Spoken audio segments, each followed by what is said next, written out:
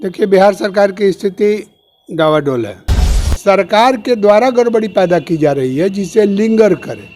बिहार में नौकरी का स्वप्न दिखाना जो है वो बड़ा डेंजरस होगा किसी सरकार के लिए। जो भी इंडस्ट्री चल रहे थे सब बंद हो गए। लोग भी इसके लिए आंदोलनरत हो जाएंगे।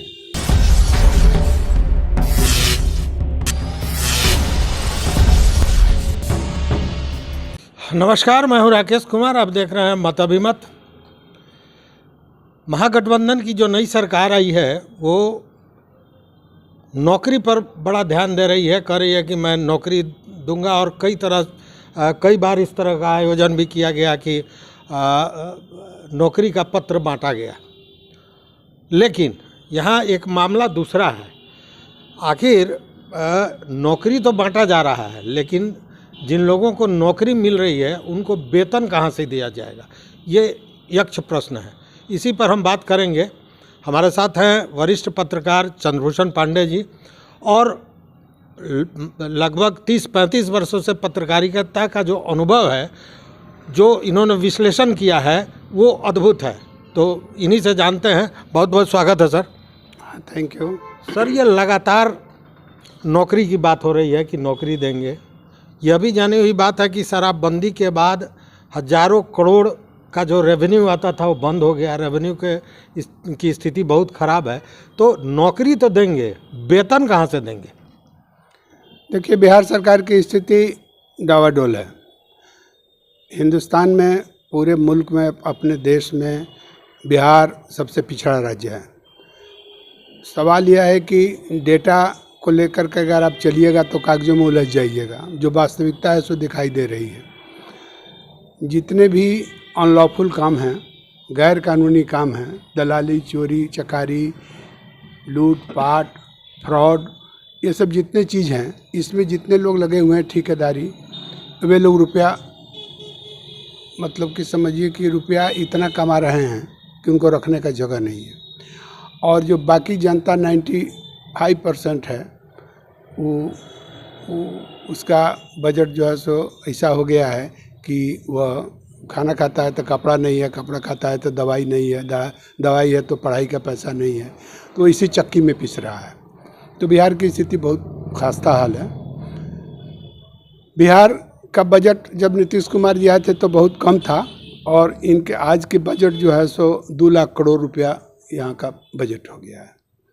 तो कहने में तो बड़ी गौरव के साथ लोग कहते हैं कि हमारा 2 लाख रुपए का बजट हो गया है। 2 लाख करोड़ का बजट है तो ये तो सबसे पहले तो हमको देखना पड़ेगा कि इनकम और एक्सपेंडिचर में क्या अंतर है।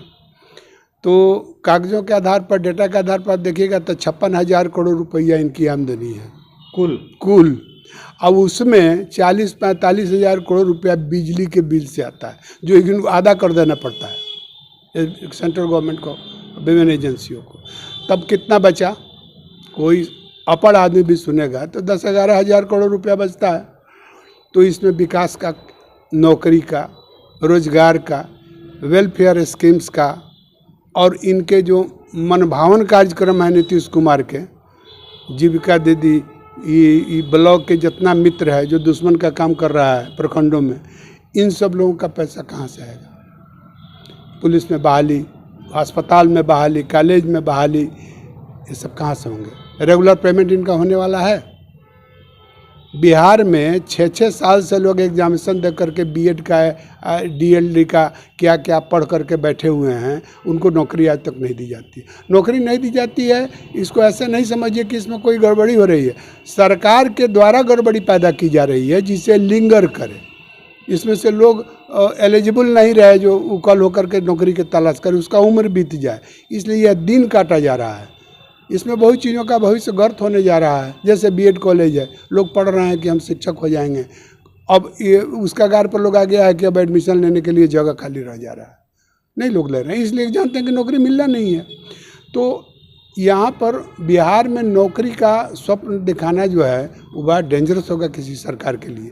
सरकार को डेडिकेशन के साथ अगर नौकरी देना चाहती है तो अपना इनकम बढ़ावे, और इनकम बढ़ा करके इन लोगों को बहाल करके वेतन देने के सक्षम अपने को हो। सरकार को किस चीज़ से आमदनी होगी? सरकार के यहाँ अगर फैक्ट्री लगेगी, कल कारखाने लगेंगे, कुटीर उद्योग बढ़ेगा, तभी ना उसको टैक्स से पैसा आएगा। तो आज तक तो कुछ हुआ नहीं है। यह 30-35 वर्षों में जो भी इंडस्ट्री चल रहे थे सब बंद हो गए, कुटीर उद्योग बंद हो गए। यह खादी ग्राम उद्योग संघ जो चल रहा था, जो गांव में कुछ लोगों को रोजगार दे रहा था, उसके बंद हुए, वो सब खंडहर में तब्दील हो गया। चीनी मिल एक भी नहीं, चीनी मिल कहीं रहा ही नहीं। इथेनॉल का एक नाइट मेयर है, इथेनॉल हो जाएगा, इथेनॉल हो जाएगा, कहीं इथेनॉल का पता नहीं। उसके बाद जो है इंडस्ट्रियल पार्क लग रहा है। पार्क नाम लोग सुनते हैं, लोगों को तो यह भी नहीं पता है कि इंडस्ट्रियल पार्क क्या होता है। बिहार में लोगों ने देखा भी नहीं है, इधर नॉर्थ बिहार में तब कहीं है भी नहीं। तो इंडस्ट्रियल पार्क भी बनने जा रहा है, कब तक बनेगा कोई ठिकाना नहीं है। ये जो प्रवासी मजदूर लोग लौट करके आए थे कोविड के दौरान में, उन लोगों को बताया गया, सरकार के द्वारा अखबारों में विज्ञापन दे करके बताया जाता है कि लोग यहाँ पर यह कर रहे हैं, वाह कर रहे हैं। वास्तविकता वहाँ जाने पर पता चलता है कि वहाँ कुछ नहीं हो रहा है। मोतिहारी में ही एक रघुनाथपुर में यूनिट काम कर रहा था, कपड़ा बनाने, ये कपड़ा सिलने का काम हो रहा था, रेडीमेड का, ख़त्म हो गया, बंद हो गया, कुछ नहीं है वहाँ पर। बेतिया में भी, चनपटिया में भी इसकी स्थिति थी। जहाँ जाइएगा वहाँ उसकी स्थिति यही है। जो इतिहास काल से भी जो कॉटेज इंडस्ट्री चल रहे थे, इससे भागलपुर में कपड़े का कारोबार था, सिल्क का, महसी में सिप बटन उद्योग था, ये सब बंद पड़ा है, वहाँ कुछ नहीं है। अब न मजदूर को काम मिलता है, न कोई प्रोडक्शन है।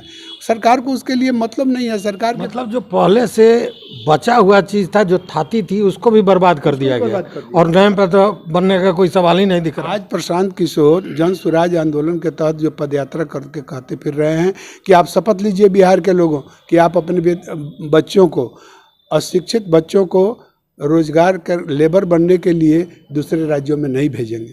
तो सवाल यह है कि ये बहुत अच्छा लग रहा है। कौन आदमी चाहता है कि उसका बेटा जो है सो उससे दूर चला जाए और 10,000-12,000 रुपये कमाने के लिए वो जा कर के मजदूरी करे और वहाँ विभिन्न घटनाओं में उसकी मृत्यु हो, और न उस 10-12 हज़ार से कोई परिवार का मदद हो पाता है। लेकिन यहाँ तो 10 रुपया कहीं मिलने वाला नहीं है, तो 10,000 रुपया तो उसके लिए बहुत है। तो नहीं जाएंगे, हम शपथ ले रहे हैं, लेकिन यहाँ बैठकर करेंगे क्या? पढ़ने से भी नौकरी नहीं मिलेगी, नहीं पढ़ने से भी नौकरी नहीं मिलेगी। दुकान खोलने से, बिहार में एक चीज़ देखते हैं कि दुकान की संख्या बढ़ती जा रही है, इसके अलावा कुछ नहीं बढ़ रहा है। और दुकान की संख्या बढ़ती जा रही थी, क्या बेच रहे हैं? चीन का बना हुआ सामान बेच रहे हैं, अपने देश का बना हुआ सामान भी नहीं बेच रहे हैं। तो कौन चीज़ से इसकी आमदनी बढ़ेगी? आप जब जो पैसा बढ़ाने के लिए शराब जब बंद हुआ था ना, तो जैसे रजिस्ट्री ऑफिस का फीस 5 गुना बढ़ा दिया गया। आप शपथ लेते हैं, शपथ का एक पत्र आप भरने जाइएगा जो 20 रुपये में होता था, अब आपको 150 रुपया देना पड़ रहा है। तो इस तरह टैक्स लादा जाएगा तो इस टैक्स से बिहार सरकार की आमदनी बढ़ जाएगी और लोग बैठे रह जाएंगे। लोग भी इसके लिए आंदोलनरत हो जाएंगे। टैक्स भी का बढ़ना भी एक लिमिट है। तो 20 रुपया से आप 150 रुपया बिना मतलब का काम कीजिएगा, लोगों को टैक्सेशन लगाइएगा, तो लोग बैठे रहेंगे।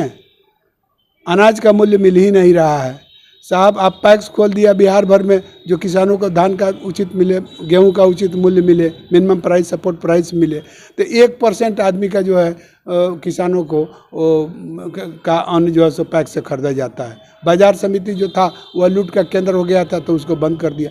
लूट का केंद्र तो कोई सरकार के हर ऑफिस हो गया है, इसका मतलब उसको बंद कर दिया जाए, यह सोल्यूशन नहीं ना है। उसमें सुधार लाने के लिए आपको डेडिकेशन होना चाहिए। सरकार दिन भर कुर्सी बेचाने में रहती है। सरकार को वेलफेयर काम करने में और डिस्ट्रिक्ट में क्या काम हो रहा है इसका मूल्यांकन करने के लिए न कोई डेडिकेटेड नेता है, न मंत्री है, न एमएलए है, न सरकार है। न सरकार चाहती है कि दूसरा आदमी इसमें हस्तक्षेप करे। तो डेमोक्रेटिक सिस्टम कैसे चलेगा? मुख्यमंत्री के हाथ में सब कुछ रहेगा और दूसरे आदमी को कोई अधिकार नहीं रहेगा, उनको कोई टास्क नहीं रहेगा, तो बैठ करके पैसा लेने के अलावा क्या करेंगे? अधिकार मुख्यमंत्री को रहेगा और मुख्यमंत्री का एक ही काम होगा कि किस तरह कुर्सी बची रहे, चाहे इस पार्टी के साथ हो चाहे उस पार्टी के साथ हो। तो कहने का मतलब कि ये बात तो सही कहा गया कि मुझे लगता है कि पिछले चुनाव के बाद से विकास का तो कोई काम हुआ नहीं है।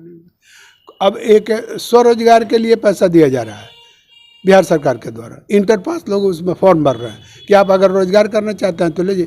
तो लोग जो घाटा हुआ लोग है वो तो कोई भी काम कर सकता है ना। वो देख रहा है कि आप कुछ रुपया मिल जाए तो हम रुपया लेकर अपना दूसरा कोई काम कर लें। तो कौन रोजगार कहाँ चलेगा? उसको ऑर्गेनाइज वे से एक जगह चलाने के लिए अगर आप किसी अधिकारी को यहाँ नियुक्त करते हैं, उसको जो है सो यह रिस्पॉन्सिबिलिटी देते हैं कि आपको यह करना है और वह कराए, तो हम समझते हैं कि लेबर ओरिएंटेड काम हो तो बहुत तरह के लेबर एम्प्लॉयमेंट मिल जाएंगे लोगों को। कम से कम इस स्वरोजगार पर जो 10 लाख रुपया दिया जा रहा था, जिसमें 5 लाख सब्सिडी और तमाम तरह की बात थी कि उद्यमियों को बढ़ाया जाए, हमको लगता है कि 90% तो वो पैसा जो लोग लिए थे वो कहीं उद्यम नहीं कर रहा ना, रुपये खा गए, रुपये खा गए। वो अपने दवा में खर्च कर दिए, किसी काम में खर्च कर दिए, पढ़ाई में खर्च कोई कर दिए। देखने वाला भी नहीं था, उसको कोई पूछने वाला नहीं। वो तो घूस दे करके पैसा लिया, इंडस्ट्री विभाग घूस लेता है, पैसा दिया और ये लोग उसको खा गए। तो यही खाने का कार्यक्रम चलता रहेगा और इसके लिए आप तोहमत दीजिएगा, जब FIR कीजिएगा, केस कीजिएगा, कोर्ट में और केस लाद दीजिएगा, पुलिस उसको खोजती फिरेगी। रोजगार देने का तरीका तो यह नहीं है। रोजगार देने का तरीका है कि आप उसके लिए सक्षम पदाधिकारी उसको अधिकार दीजिए और उस अधिकार के तहत उसका वीकली रिटर्न लीजिए कि हाँ क्या हो रहा है, क्या प्रोडक्शन हो रहा है, क्या कमी है, मार्केट का है कि नहीं है, मार्केट उपलब्ध कराइए। इसी तरह कोई कागज़ पर चीज़ खोल दिया, उछल रहा है, उछलने के नाम पर कुछ नहीं हो रहा है, 10 आदमी मिल करके उसको लूट का केंद्र बनाए हुए हैं। तो बिहार के अवनति में जाने का कारण बिहार सरकार के सिस्टम है।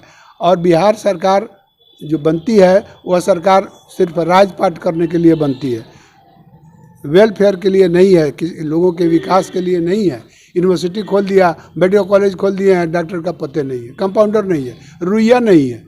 सवाल यह है कि आप घोषणा कर रहे हैं कि 6 से 6.5 तरह की दवा आपको ब्लड प्रेशर और थायराइड का दवा मिलेगा अस्पताल में। वहाँ पर तो जो आपको कहीं कट जाए तो उसके टिंचर नहीं मिल रहा है। तो इस दवा जो है सो फेंका जा रहा है, दवा की खरीद गलती हो रही है। बिना दवा लिए जो है सो सिविल सर्जन लोग जो है लाखों लाख का बिल पेमेंट कर दे रहे हैं। और केस होता है तो उस केस में क्या हुआ, सरकार उसमें कोई रुचि नहीं लेती है।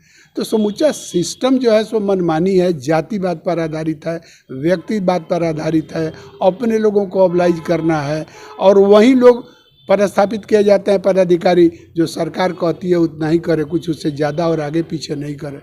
तो फिर क्या, इसका भविष्य क्या है?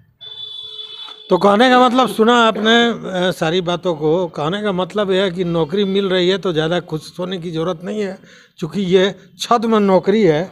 नौकरी मिलेगा, वेतन मिलेगा कि नहीं, यह इस पर भरोसा करना मुश्किल है। आर्थिक स्थिति क्या है, कितनी आमदनी है, कितना खर्च है, ये टोटल आंकड़ा आपने देखा। तो बहुत बहुत धन्यवाद सर। Thank you sir. तो देखते रहिए मत अभिमत। बहुत बहुत धन्यवाद।